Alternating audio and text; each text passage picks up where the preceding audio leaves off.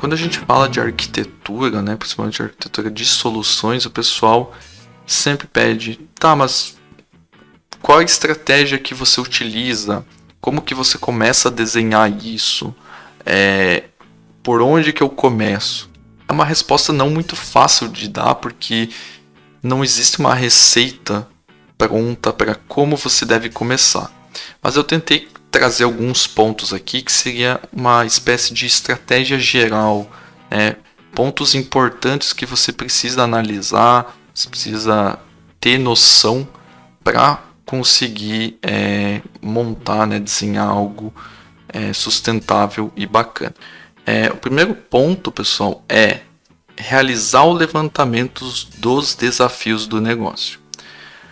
Por que é preciso eu ter noção dos desafios do negócio e não só apenas os desafios técnicos, tá?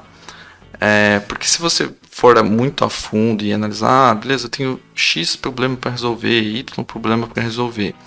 É importante ter noção dos problemas e desafios do negócio, porque tem preocupações que você precisa ter e problemas que você precisa resolver que são intrínsecos do próprio nicho que você está atuando.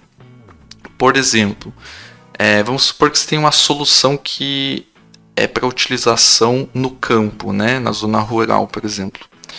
O que acontece? Você tem uma série de desafios aí em termos de conectividade, né? Porque você não tem uma conexão muito boa.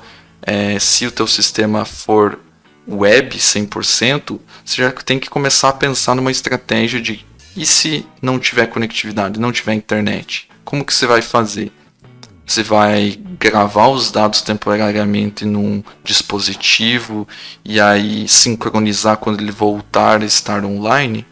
Então você tem aí um desafio que precisa ser vencido.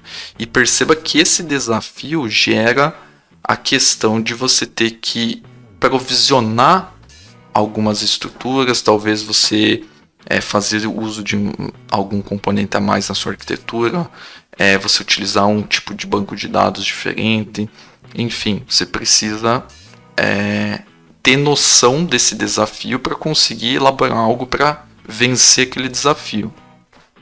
Outro exemplo, até nos mesmos termos de conectividade, é a questão de um exemplo bom, né?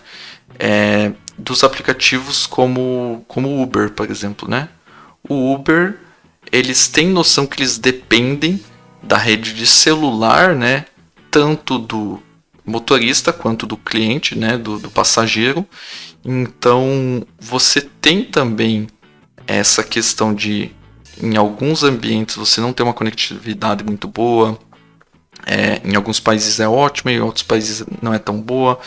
E isso é muito flutuante, né? Então, tipo, esses problemas podem acontecer. E qual que é a estratégia que a Uber traz para resolver isso, né?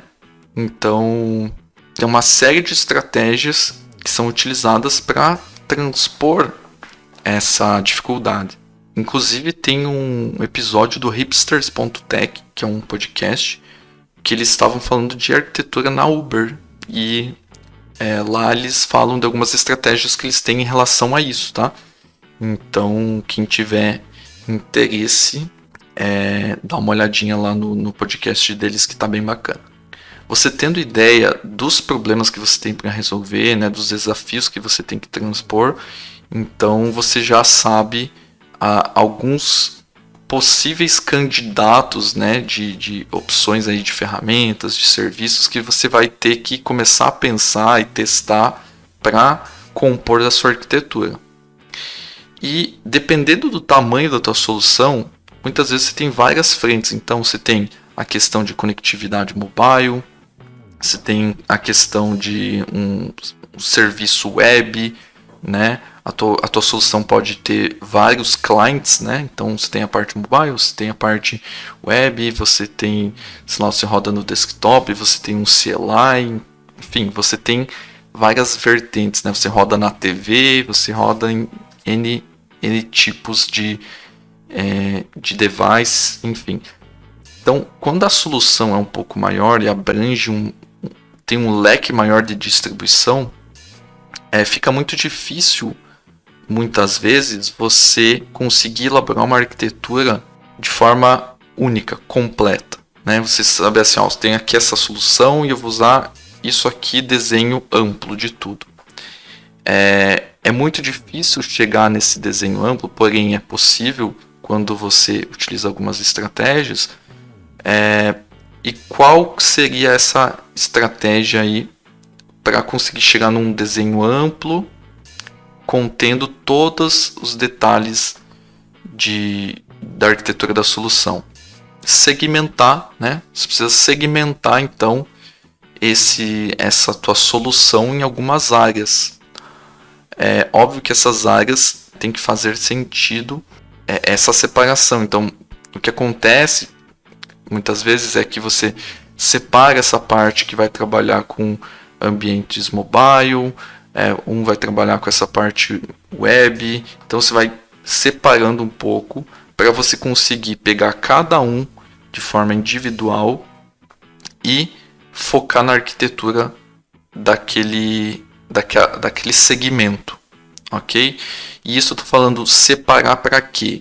Separar para ajudar na análise e ajudar a construir essa arquitetura focada em cada uma dessas partes.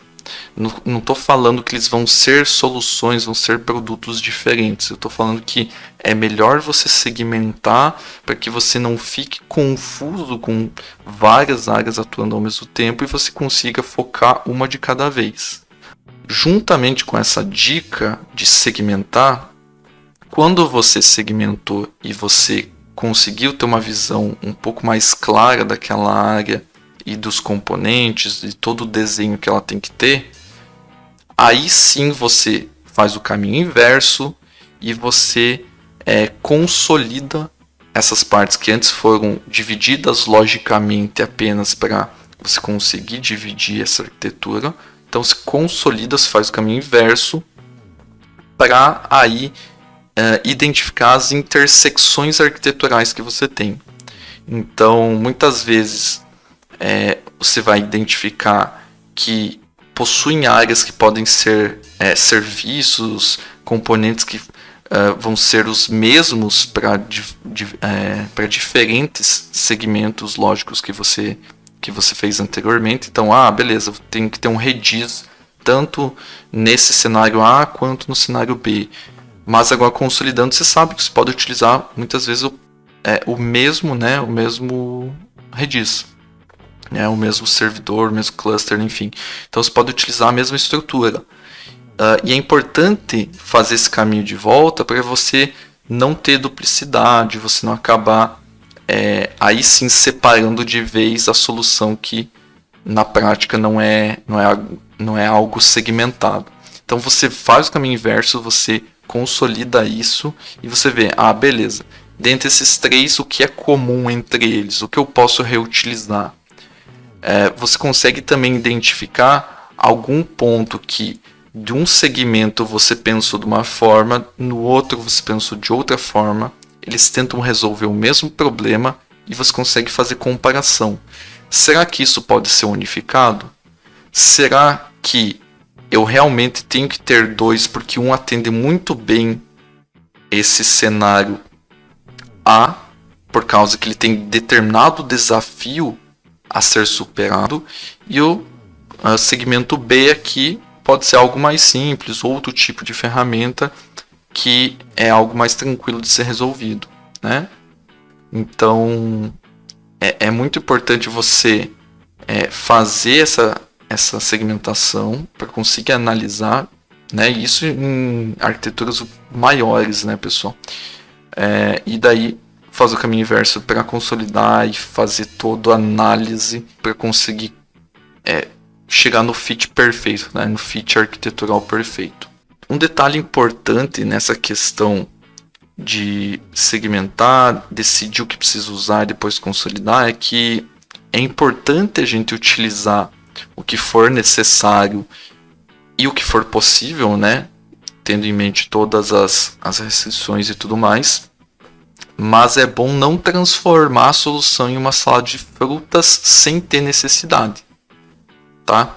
Então, você segmentou, você está analisando parte a parte, e você está usando 10 linguagens de programação, você está usando 10 tipos de serviços diferentes que fazem a mesma coisa, e a motivação, muitas vezes, que você está utilizando coisas diferentes, não é realmente a necessidade, um desafio que você tem que transpor.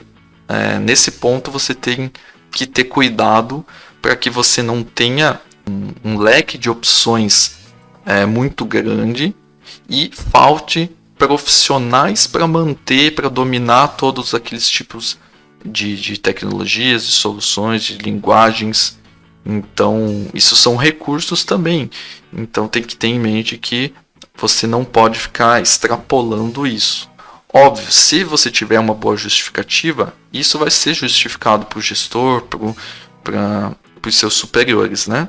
É importante você não criar essa salada de frutas por causa que você acaba não tendo profissionais e você acaba criando muitas vezes várias segmentações, aí, vários serviços sem necessidade. Esse que é o ponto principal, você ter a necessidade ou não de deixar isso tão diverso assim, né, em termos de ferramentas, componentes, serviços, né?